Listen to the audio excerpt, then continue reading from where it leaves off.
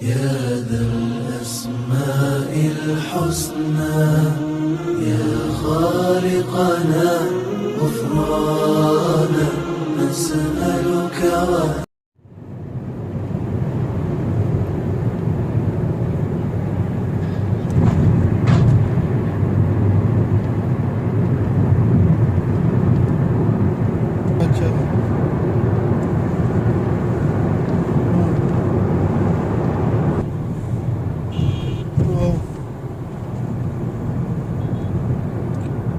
फिर वो जड़ा कार को मजरा सेल ते शिरका फिर उथों ले लेने और कुछ नहीं होंदा लैके दे इनू गड्डी।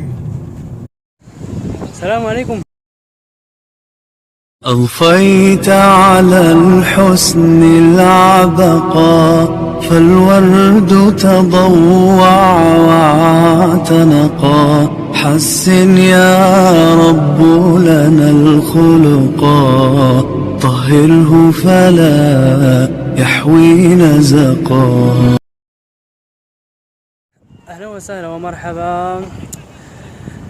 لم أكن أتوقع أن من بين أبواب جدة 8 يوجد باب المغاربة كما هو الشأن في القدس الشريف في فلسطين، وأنا الآن سأبحث عن هذا الباب إن شاء الله، وهو شرف لنا صراحة. وأنا في طريقي صادفت باب جديد بني في أواخر الثلاثينات أو بداية الأربعينات.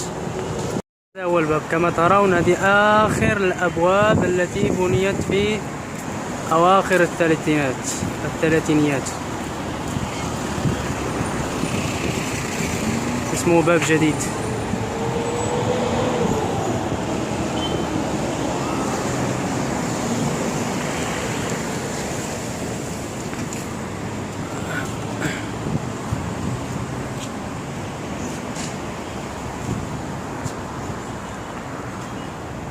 كبير ما شاء الله.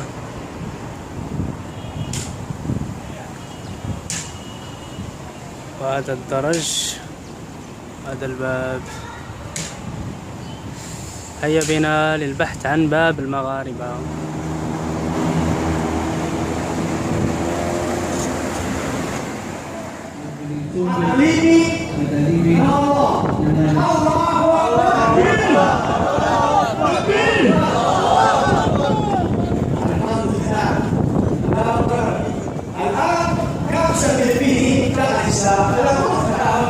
الآن 5 فلبيني دخل في الإسلام. تكبير! Visual kali, asan yung ano natin? Yung green na tadi kali, yung tray. Can you give me the tray? Bro, dumahit yung tray na green. Ayan, yung green. Ito. Yan. هذا سؤال. في واحد فلبيني ليس مسلم بس الورقة بدل سؤال. Okay? Ayan.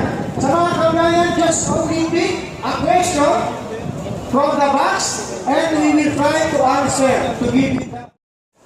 فهذا اللي شفته الحين هذا فلبيني يأتي كل جمعة يدعو النصارى للإسلام. الحين قبل قليل دخلوا الإسلام 5 نصارى ما شاء الله تبارك الله. اللهم انصر المسلمين في كل مكان.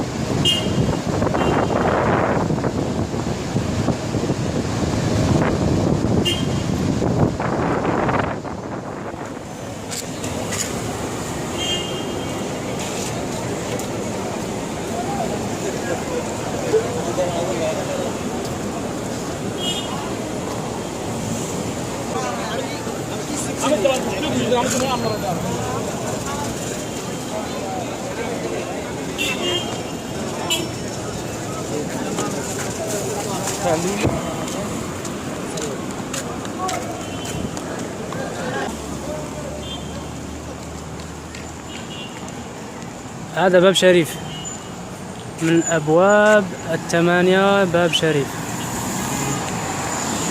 هذا صغير شوية، مو زي الأبواب الأخرى.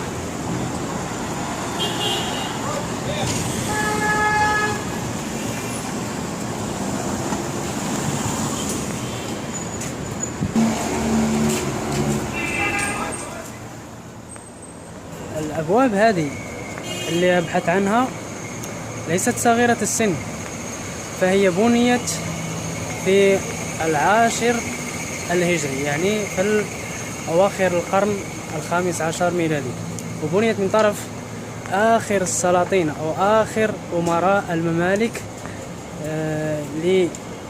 لتحصين مدينة جدة من هجمات البرتغاليين آنذاك.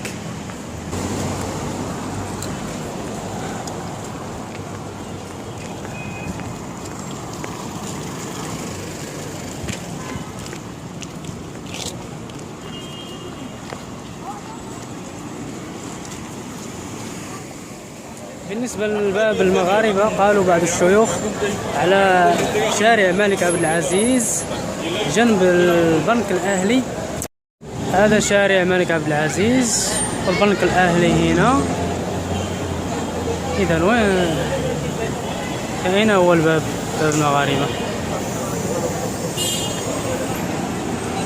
وأخيرا وجدت باب المغاربة بمدينة جدة. هذا هو الباب اللي يقول عن شارع الملك عبد العزيز. هذا هو باب المغاربة.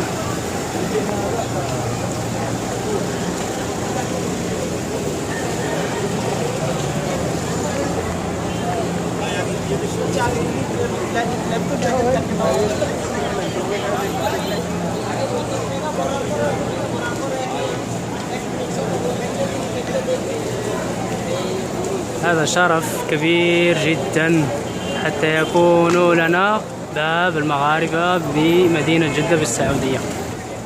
المطروح هذا الباب المغاربة، فما دور باب المغاربة آنذاك؟ سألت عن باب المغاربة، قالوا دوره هو استقبال الحجاج والمعتمرين من البحر الأحمر لاتجاهه إلى باب مكة، وبعدها الذهاب إلى مكة المكرمة، أو من باب المغاربة إلى مدينة المنورة.